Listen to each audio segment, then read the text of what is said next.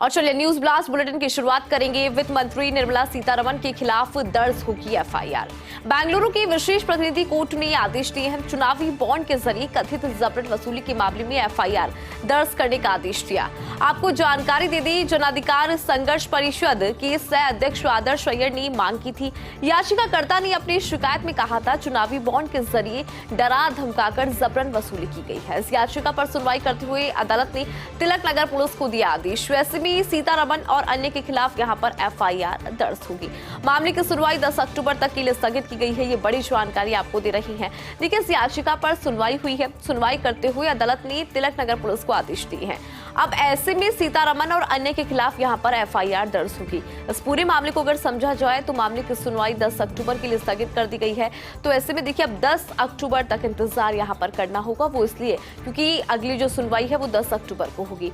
आपको बता दें कि चुनावी बॉन्ड के जरिए कथित जबरन वसूली का ये पूरा मामला और इसमें एफआईआर दर्ज करने का आदेश जन अधिकार संघर्ष परिषद के सह अध्यक्ष आदर्श अय्यर ने मांग की थी।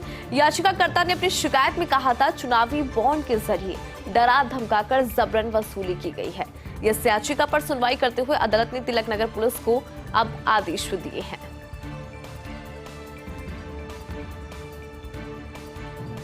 केंद्रीय मंत्री मनोहर लाल का किसान आंदोलन पर बयान। कहा, शंभू बॉर्डर पर किसानों का मुखौटा पहनकर वो लोग बैठे हैं जो सिस्टम को खराब करना चाहते हैं। जो मुखौटा पहने लोग बैठे हैं उन पर सुप्रीम कोर्ट संज्ञान ले रहा है। सुप्रीम कोर्ट इस पूरे मामले पर संज्ञान ले रहा है और इस पूरे मसले का हल निकालने में लगा है। आज नहीं निकलेगा, एक हफ्ते बाद निकलेगा। जिस प्रकार वो पिछली बार उत्पात मचा गए, ऐसा किसान कौन होगा जो लाल किले पर चढ़ जाए। ये देश के प्रति अपमान है। इसे देश कतई नहीं सहेगा। आपको जानकारी दे दें कि उन्होंने साफ कर दिया कि जिस तरह से कुछ लोग किसानों के भेष में मुखौटा लगाकर बैठे थे, उसको लेकर निशाना साधते हुए नजर आए। उन्होंने कहा कि जो सिस्टम को खराब करना चाहते हैं, जो मुखौटा पहने लोग बैठे हैं, उन पर सुप्रीम कोर्ट संज्ञान ले रहा है। सुप्रीम कोर्ट इस पूरे मामले का हल निकालने में लगा है। आज नहीं निकलेगा, एक हफ्ते बाद निकलेगा। जिस प्रकार वो पिछली बार उत्पात मचा गए, ऐसा किसान कौन होगा जो लाल किले पर चढ़ जाए। ये देश के प्रति अपमान है और इसे देश बिल्कुल नहीं सहेगा। केंद्रीय पेट्रोलियम और प्राकृतिक गैस मंत्री हरदीप सिंह पुरी का बड़ा बयान सामने आया है। पेट्रोल डीजल को जीएसटी के तहत लाने के लिए आम सहमति बनाने की बात उन्होंने बताई है और उन्होंने कहा कि इसकी जरूरत भी है। मैं लंबे समय से पेट्रोल डीजल को जीएसटी के दायरे में लाने की बात कर रहा हूं। पेट्रोल डीजल को जीएसटी दायरे में लाने के लिए सभी राज्यों की सहमति जरूरी है। राज्यों को इसकी चुनौतियों को भी स्वीकार करना होगा और उन्होंने कहा कि केंद्र सरकार सहयोग करने के लिए तैयार है। केरल उच्च न्यायालय में जीएसटी परिषद में इस मुद्दे पर चर्चा करने का सुझाव दिया गया था, लेकिन केरल के वित्त मंत्री सहमत नहीं थे। गैर भाजपा राज्य अतिरिक्त वैट को छोड़ने के लिए तैयार नहीं है। भारत की विशाल आबादी को देखते हुए ऊर्जा सुरक्षा बेहद जरूरी है। अगले 2 दशकों में दुनिया में ऊर्जा खपत में जो वृद्धि होगी, उसमें 25% योगदान अकेले भारत करेगा। इसके अलावा उन्होंने कहा कि केंद्र सरकार की अगर यहाँ पर बात की जाए तो केंद्र सरकार देखिए पूरा सहयोग करने के लिए तैयार है, लेकिन इस मसले में जो राज्य है उनकी सहमति जरूरी है। तो ऐसे में राज्यों को इसकी चुनौतियों को भी स्वीकार करना होगा। केरल उच्च न्यायालय ने जीएसटी परिषद में इस मुद्दे पर चर्चा करने का सुझाव दिया था, लेकिन केरल के वित्त मंत्री सहमत नहीं हुए थे। गैर भाजपा राज्य अतिरिक्त वैट को छोड़ने के लिए तैयार नहीं है। भारत की विशाल आबादी को देखते हुए ऊर्जा सुरक्षा बहुत जरूरी हो जाता है। अगले 2 दशकों की अगर बात करें तो देखिए, अगले 2 दशकों में दुनिया में ऊर्जा खपत में जो वृद्धि होगी, उसमें 25% योगदान अकेले भारत करेगा। संयुक्त राष्ट्र में भारत ने पाकिस्तान को लताड़ा है। पाकिस्तान की असलियत दुनिया को दिखाई भारत ने। संयुक्त राष्ट्र महासभा में भारत की राजनयिक भाविका मंगल नंदन ने जवाब दिया है। पाकिस्तान राष्ट्रपति शहबाज शरीफ को जवाब दिया और कहा कि दुनिया के सबसे बड़े लोकतंत्र पर हमला करने का दुस्साहस कर रहा है। इसके अलावा सीमा पार आतंकवाद को हथियार के रूप में इस्तेमाल करता है। पाकिस्तान अपने पड़ोसियों के खिलाफ सीमा पार आतंकवाद को हथियार के रूप में इस्तेमाल किया। ऐसे देश के लिए कभी कहीं भी हिंसा के बारे में बात करना सबसे बड़ा पाखंड है। अगर बात करें पड़ोसी मुल्क पाकिस्तान की, तो देखिए उसके दुस्साहस को और कहीं ना कहीं जो पाकिस्तान की स्थिति है उसको यहाँ पर साफ कर दिया गया। दरअसल संयुक्त राष्ट्र महासभा में भारत की राजनयिक भाविका मंगल नंदन ने दिया पाकिस्तान को कड़ा जवाब। पाकिस्तान के राष्ट्रपति शहबाज शरीफ को उन्होंने जवाब दिया है और कहा कि पाकिस्तान आतंकवाद, नशीले पदार्थ की तस्करी के लिए वैश्विक रूप से बदनाम है। दुनिया के सबसे बड़े लोकतंत्र पर हमला करने का दुस्साहस कर रहा है।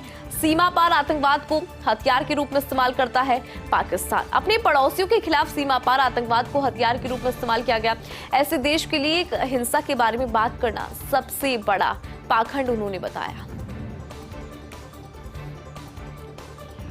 जापान में शिगेरू इशिबा बने प्रधानमंत्री। आपको बता दें कि 67 वर्षीय पूर्व रक्षा मंत्री इशिबा अगले हफ्ते संभालेंगे पीएम की कुर्सी।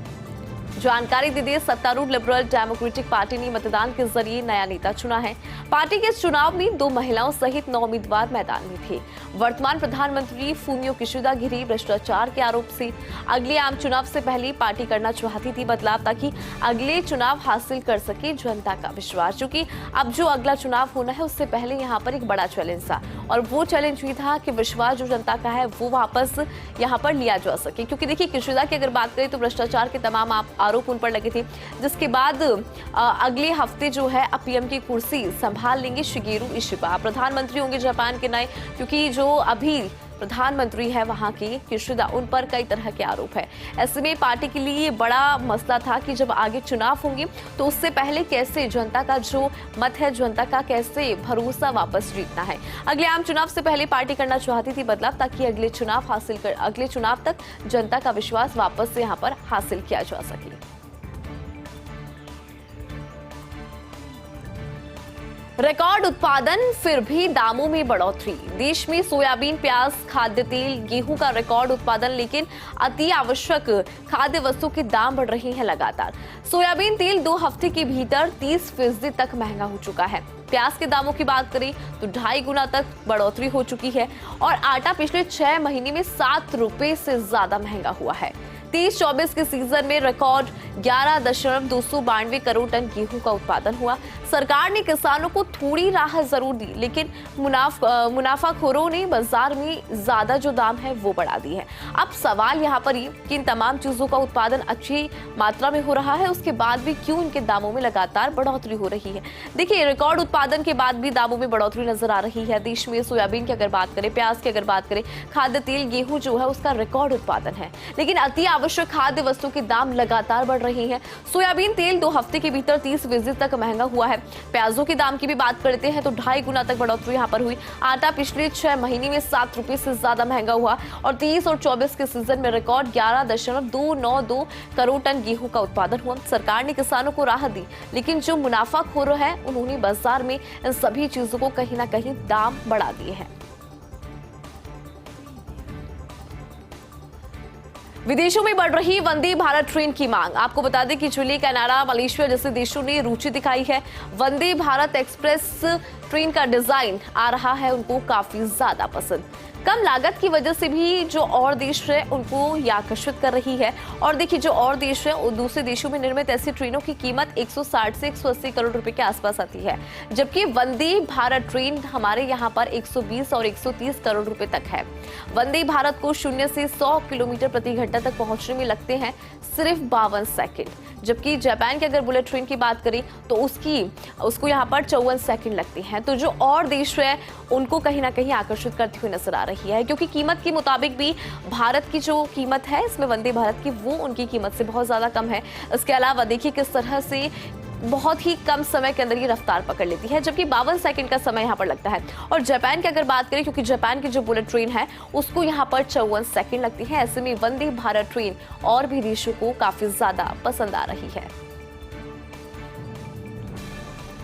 अब पुत्र अनिरुद्ध को करनी होगी विश्वेंद्र सिंह की देखभाल। जी हां, पूर्व मंत्री विश्वेंद्र सिंह की देखभाल करेंगे पुत्र। वरिष्ठ नागरिक भरण पोषण और कल्याण अधिनियम के तहत दायर अपील पर फैसला। जानकारी दे दें आपको कि जो उनकी पत्नी दिव्या सिंह है उन पर कोई भी जिम्मेदारी फिलहाल निर्धारित नहीं की गई है, लेकिन पुत्र अनिरुद्ध सिंह को देखरेख के आदेश यहां पर दिए गए। इसमें भी राशि का कहीं पर भी जिक्र नहीं है। विश्वेंद्र सिंह ने 6 मार्च को एसडीएम ऑफिस में दावा किया था। वरिष्ठ नागरिक भरण पोषण और कल्याण अधिनियम के तहत उनकी तरफ से दावा किया था, लेकिन एसडीएम ने फैसला सुनाया था और इस मामले को एसडीएम कोर्ट में चलने लायक नहीं बताया, जिसके बाद उन्होंने इस पूरे मामले को फिर से चुनौती दी। और देखिए, इस फैसले को उन्होंने डीएम कोर्ट में चुनौती दी थी। अब क्योंकि एसडीएम ने पहले ही कहा कि ये जो मामला है वो एसडीएम कोर्ट में चलने लायक नहीं है, उसके बाद उन्होंने डीएम कोर्ट में इसको चुनौती दी। और अगर अब आदेशों की बात करें तो देखिए, वरिष्ठ नागरिक भरण पोषण और कल्याण अधिनियम के तहत ये दायर अपील थी, जिस पर फैसला सामने आ चुका है। उनके पुत्र जो हैं वो उनकी देखभाल करेंगे, पूर्व मंत्री विश्वेंद्र सिंह की देखभाल करेंगे। आपको जानकारी दे दें कि उनके पुत्र अनिरुद्ध को अब उनकी देखभाल करनी होगी। दरअसल वरिष्ठ नागरिक भरण पोषण और कल्याण अधिनियम के तहत दायर अपील पर फैसला आया। हालांकि पत्नी दिव्या सिंह पर कोई जिम्मेदारी निर्धारित नहीं की गई है, लेकिन पुत्र अनिरुद्ध सिंह को देखरेख के आदेश दिए हैं, जिसमें भी राशि का कहीं पर भी जिक्र नहीं है। विश्वेंद्र सिंह ने 6 मार्च को एसडीएम ऑफिस में दावा किया था और देखिए, उनके दावे के बाद जो एसडीएम से फैसला आया वो ये था कि ये एसडीएम कोर्ट में चलने लायक नहीं है।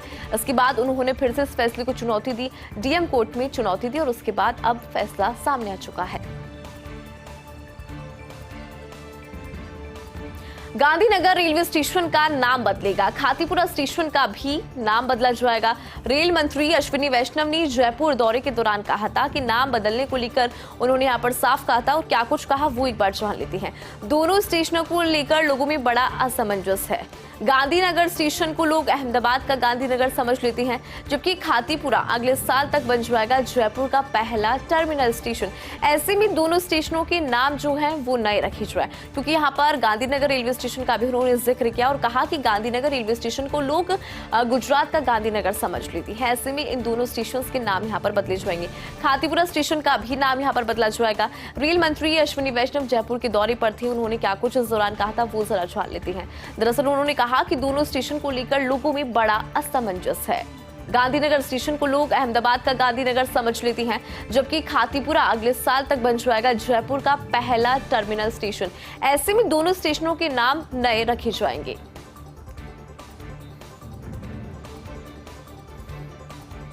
स्वर्ण सामग्री भारत रत्न लता मंगेशकर की जयंती आज 28 सितंबर 1929 को इंदौर में लता दीदी का जन्म हुआ था। भारत की सबसे सम्मानित गायिका थी लता दीदी। सुर साधिकार सरस्वती की वरद पुत्री कोकिल कंठी के नाम से जानी जाती थी। सैकड़ों कालजयी गानों को अपनी आवाज दी है लता जी ने। आपको बता दें कि 36 भाषाओं में 50,000 गानों को उन्होंने अपनी आवाज दी। लता जी ने जब भी गाया तो लोग मंत्रमुग्ध हो गए, क्योंकि उनकी आवाज वाकई कमाल की थी। लता की आवाज में न जाने कैसी कशिश थी जो सुनने वाला सुनता ही रह जाता। आज 95वीं जयंती पर पूरा देश लता दीदी को याद कर रहा है। संगीत प्रेमियों को सदैव सुकून देती रही है लता दीदी की कर्णप्रिय आवाज। और जब उनकी आवाज की बात होती है तो देखिए, यहाँ पर रिसर्च भी की गई थी कि ऐसी आवाज कैसे हो सकती है, क्योंकि बेहद मंत्रमुग्ध करने वाली आवाज। और ऐसा कहा जाता है कि लता दीदी को जब भी कोई सुनता तो सुनता ही रह जाता। आपको जानकारी दे दें कि 36 भाषाओं में 50,000 गानों को उन्होंने अपनी आवाज दी थी। आज भी उनके गाए हुए गाने लोगों के जेहन में जिंदा है। लोग आज भी उन गानों को गुनगुनाते हैं और सुनना पसंद करते हैं। लता जी ने जब भी कोई गाना गाया अपनी आवाज से लोगों को मंत्रमुग्ध ही किया है। लता की आवाज में न जाने कैसी कशिश थी जो सुनता ही रह जाता। आज 95वीं जयंती पर पूरा देश लता दीदी को याद कर रहा है।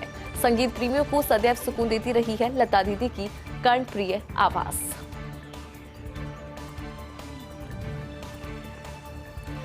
खुफिया इनपुट के बाद मुंबई हाई अलर्ट पे है। त्योहारी सीजन में मुंबई को दहलाने की साजिश हो सकती है।